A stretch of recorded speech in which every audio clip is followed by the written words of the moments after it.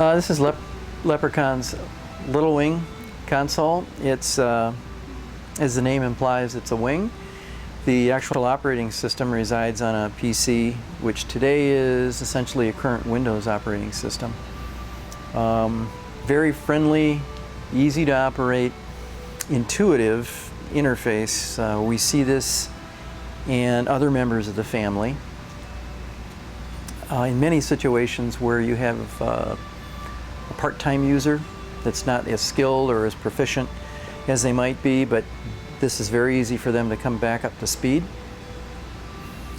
And it's very capable, so even seasoned technicians are comfortable with this.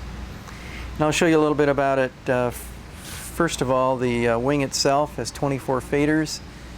The faders can act in one of two modes. It can be wide mode, where these are all channel faders, meaning that each one of these controls a DMX channel or multiple DMX channels if they're patched correctly.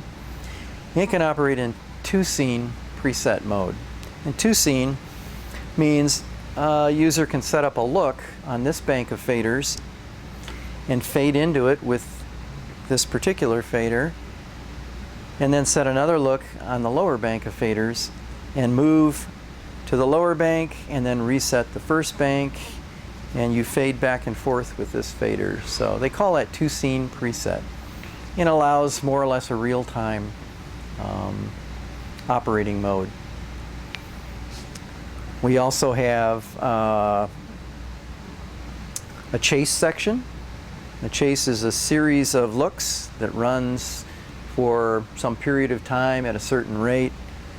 We have a Q stack, and the Q stack are a series of pre-programmed cues, looks.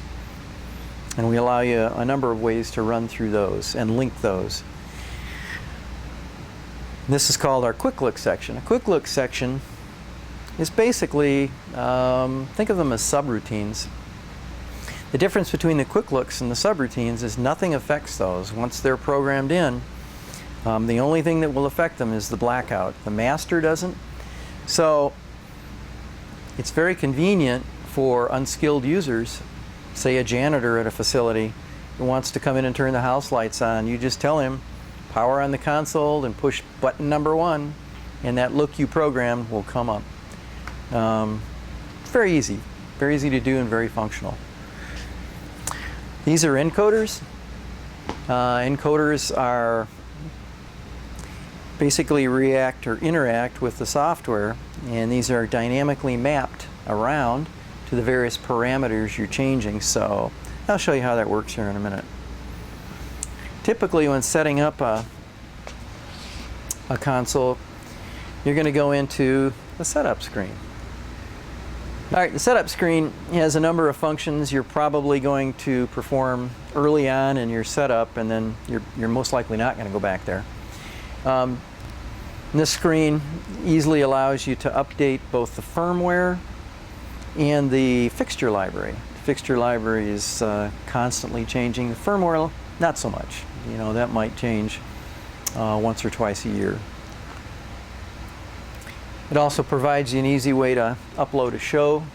Your show on this particular model will most likely reside in your computer, although you can have it on a thumb drive. On the bigger consoles, it would be on a thumb drive, and you'd bring that to the console and you'd upload it from here. We have a park function. The park function allows you to take a fixture or a light and fix it on. That's important in some venues, and nothing affects that. You got to get back to this park screen and remove it. This function is clear. Clear allows you to clear various sections of the show, or you can clear the entire show. So it gets you reset back to a base level very easily. It's probably good programming practice. Settings apply. Locked up? No, it's slow. I don't know why it's so slow. Okay, the settings screen Has a number of things that you can set. Wide mode is what I talked about earlier, where you use all the faders as just DMX channels. And here's 2 scene presets. So to change that, it's just as simple as a mouse pick. You can also have your DMX universes normal, which means channel A or universe A is 512 channels, channel B is 512 channels. You can also mirror that, so you get B mirroring A, so you get effectively 2 universes of the same data. And this is blackout enabled or disabled. I would think you might want to keep that enabled, but it's up to you. And probably where you spend the most of your time would be in the DMX assignment screen.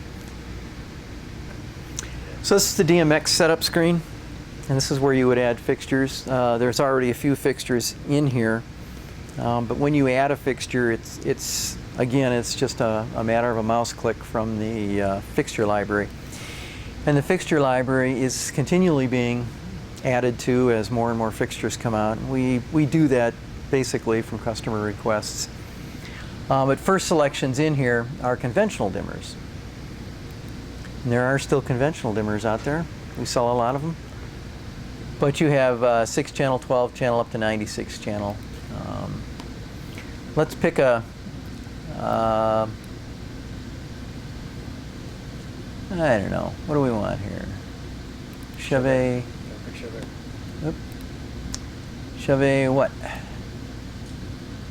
In Tim's spot, 250 LED.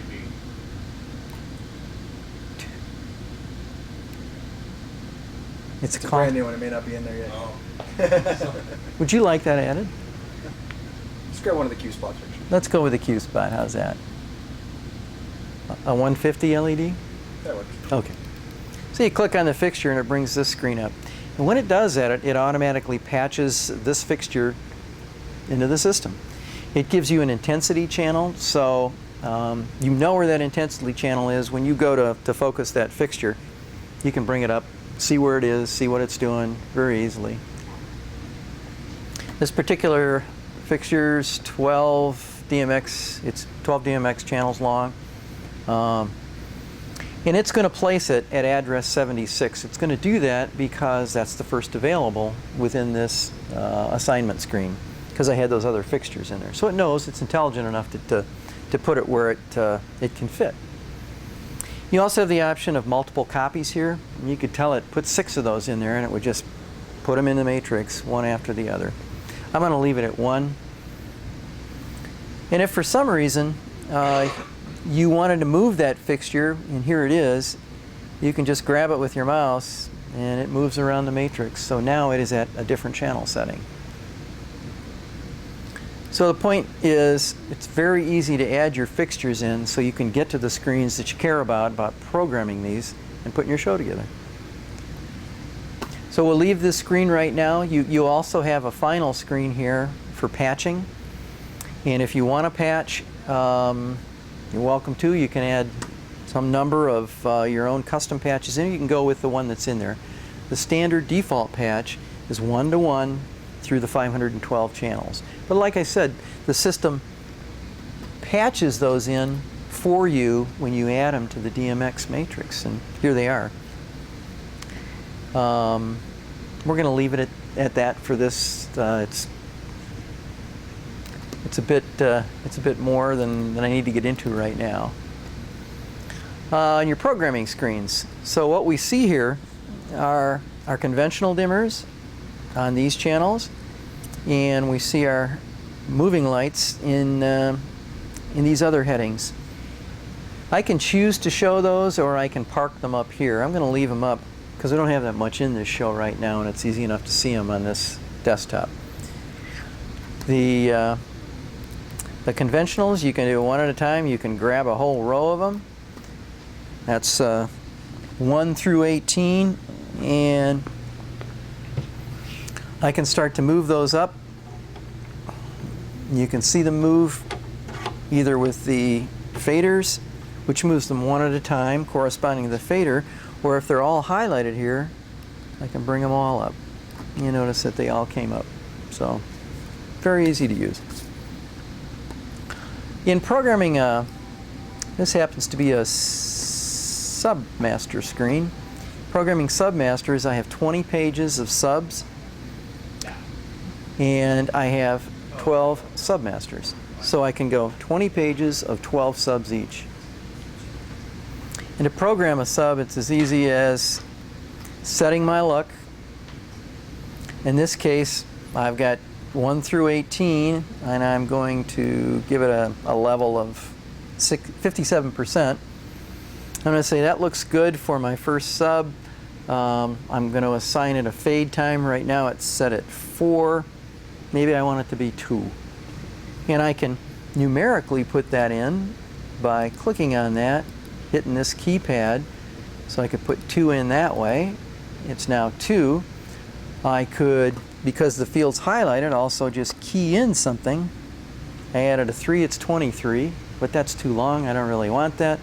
Or I could go over here to these encoders, and there's a little identifier next to that, A, which corresponds to encoder A, and I can drag that down back to 2 again.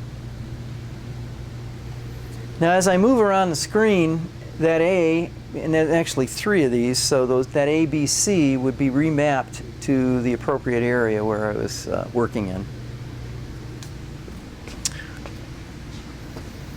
Subroutines can also be linked to chases, which means as you bring a subroutine up, it kicks off a chase, which again is a series of looks at a certain speed.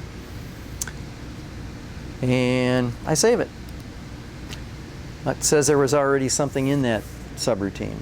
Do I want to keep that, or do I want to insert this one in its place? And if I insert this sub in that place, it just moves everything else up, if there's room. If there's not room, it'll tell me. In this case, I'm going to replace it. So it's saved. That sub is in there under 1. So if I went back to the run screen here, sorry about this.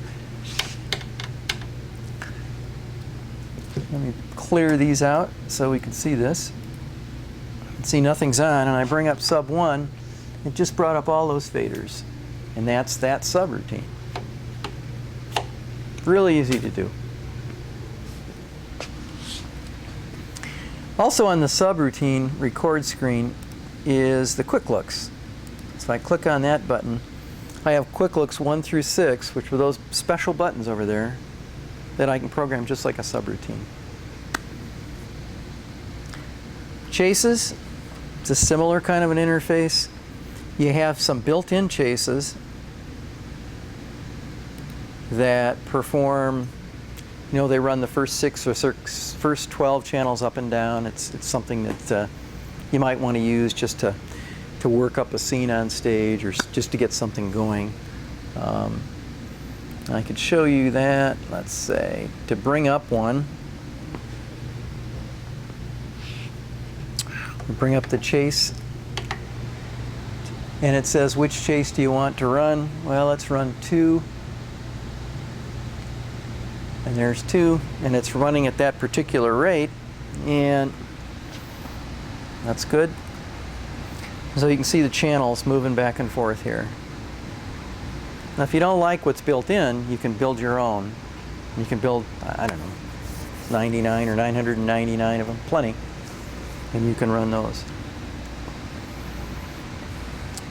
And you can see here it runs through a number of steps depending upon what you programmed in, and it does it a certain number of times.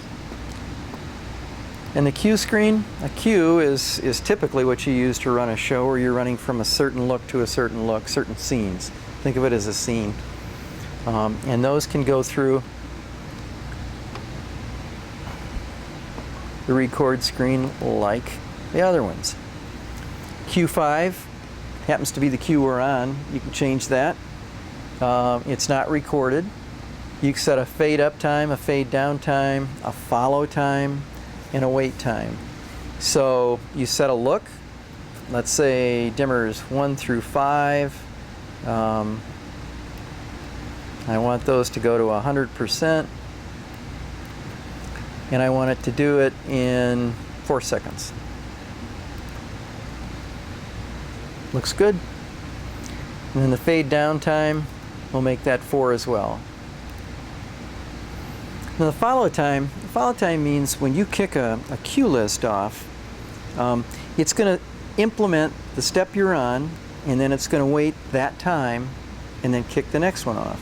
Right now it's at infinite, so it's going to go through the step and stop. But if I put 2 seconds in there, it would go through the step, wait 2 seconds, and then kick the next one off. And these can also be linked to chases, like the subroutines. And I can show you what it looks like when you run a cue. There were actually a few cues in there.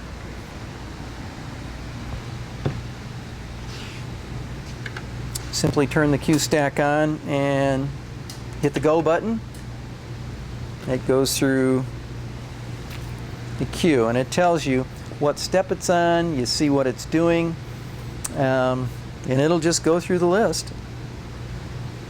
Now if you wanted to step out of sequence, it's pretty easy to do. You just go over here to the next step field, put in the field or put in the step you want to go to, and then the next step you hit, it will go to that. So you can move around the cue stack.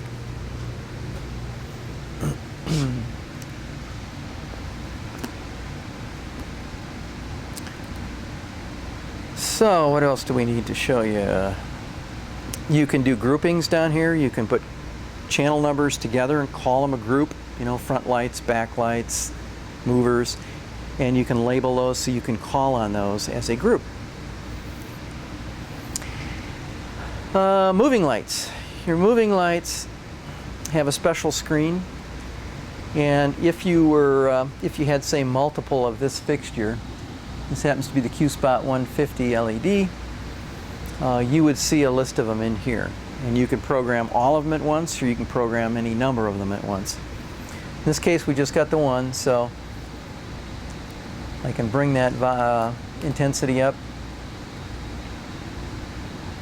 And the things that are programmable on that fixture, it will show you down here.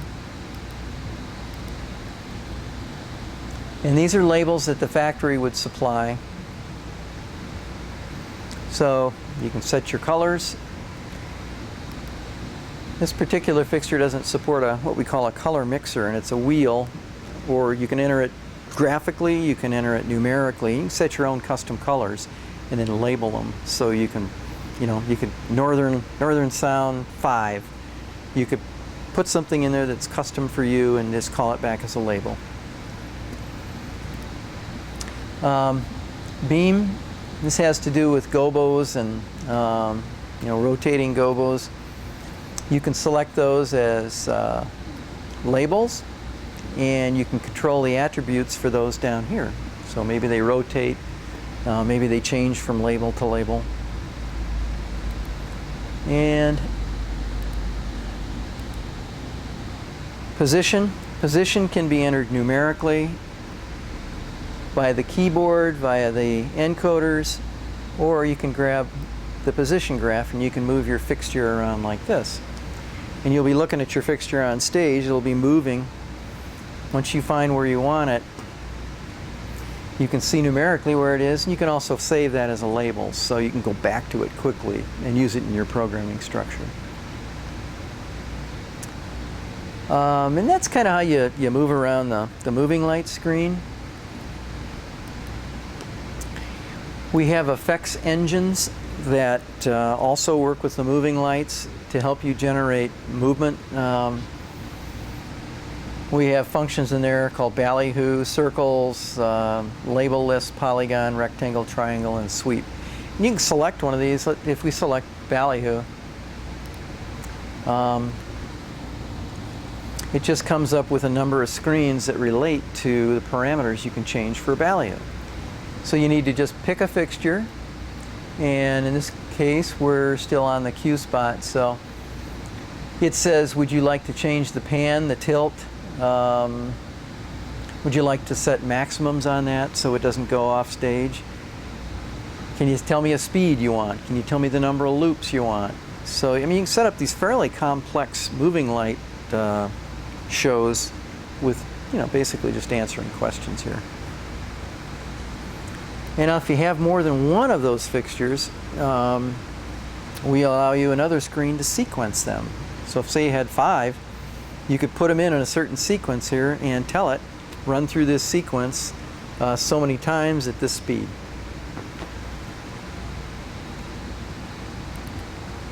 Also, we allow you to do some beam effects. So if for that particular fixture you had all these, happened to be about 7 gobos, say you wanted to cycle between the gobos, you could put those in here and you can actually cycle through the gobos just by clicking again. We take 1, 2.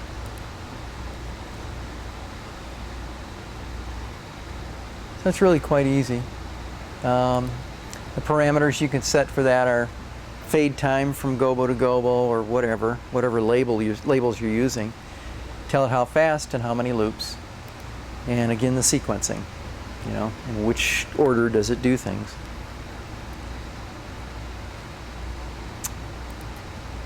So, easy to grab your moving lights, easy to set up labels for things you want to go back to, easy to create custom things for your moving lights, easy to get your moving lights going in fairly complex patterns. So these are a lot of attributes of fairly complex lighting consoles, but with a very easy user interface and a very, well, we think a very aggressive price point.